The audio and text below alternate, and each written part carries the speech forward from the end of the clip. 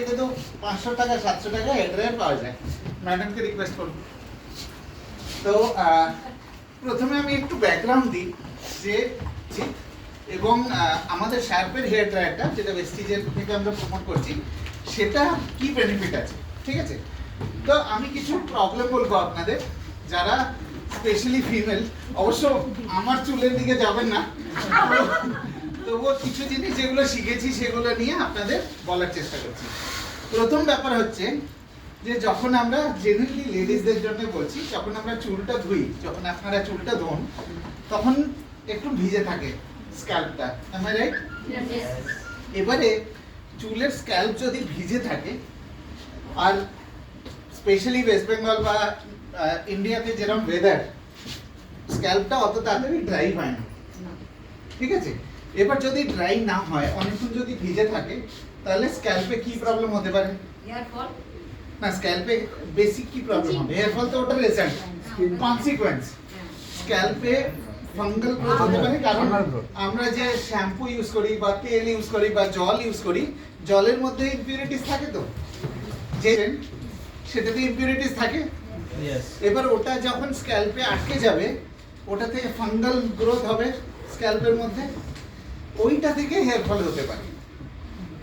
এবার এই সিচুয়েশনে আপনারা নর্মালি শীতকালে আমরা দেখেছি জেনারেলি লোকেরা শীতকালে হেয়ার ড্রায়ার ইউজ করে, তাই তো? কিন্তু সারা বছর ইউজ করেন, কিন্তু এটা আপনার কি মনে হয় সারা বছর এটার প্রয়োজন কিনা? বর্ষাকালেও প্রয়োজন। এবার বর্ষাকাল শীতকাল মিলিয়ে অ্যাটলিস্ট 6 মাস প্রয়োজন। আপনার এইটুকু তো ক্লিয়ার যে 6 মাসে স্ক্যাল্পে ময়েশ্চার রিটেনশনের জন্য, খুব সিম্পল, ময়েশ্চার রিটেনশনের জন্য ড্যামেজ হতে পারে এবং তার ফলে চুল পড়তে পারে বা চুলের ড্যামেজ দেখা যেতে পারে, am I right? এবার এই সিচুয়েশনে আপনি যদি মার্কেটে যেগুলো হেয়ার ড্রায়ার পাওয়া যায় 500 টাকা 700 টাকায়, ওটার প্রবলেমটা কি? ওটার প্রবলেম হচ্ছে ওটা খুব হাই টেম্পারেচারে হিট দেয় আপনার স্ক্যাল্পে, তো ওই হাই টেম্পারেচার দিয়ে স্ক্যাল্পটা ড্যামেজ হতে পারে। এগ্রি? দেখুন, আমি যেই জিনিসগুলো বলছি সেটা যদি আপনি এগ্রি না করেন তাহলে সোজাসুজি আমায় বলবেন, আমি খুব আনন্দ পাবো।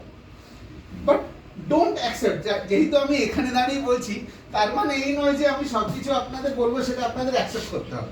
আই এম ভেরি ক্লিয়ার, ঠিক আছে? যদি আপনার মনে হয় যে আমি কিছু যেটা বলছি আপনার মনে হচ্ছে সেটা আপনি চাচ্ছি বর্ষা চুল গ্রেড করে দেয়, হ্যাঁ অনেক কিছুই করতে পারে, যখন হিট জেনারেট করছে হিট দিয়ে যা ইচ্ছে তাই হতে পারে।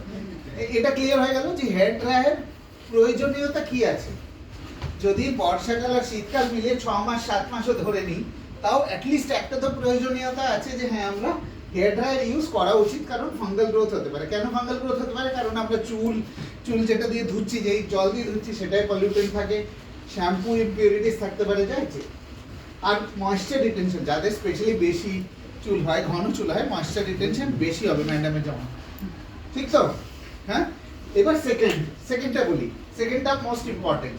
এবারে আপনি চুল সাজিয়ে গুজিয়ে চুল বেরিয়েছেন রাস্তায়, এবার রাস্তায় যখন বেরোচ্ছেন, রাস্তার যে হাওয়া, সেই হাওয়ার কন্ট্যাক্টে যখন চুল আসছে, সেই চুলের যে আপনি সাজিয়ে বেরোলেন সেই চুলে রাফনেস এসে যায়, am I right? তারপরে চুল আপনার ম্যানেজেবল থাকে না, স্পেশালি যাদের বড় চুল ম্যানেজেবল থাকে না।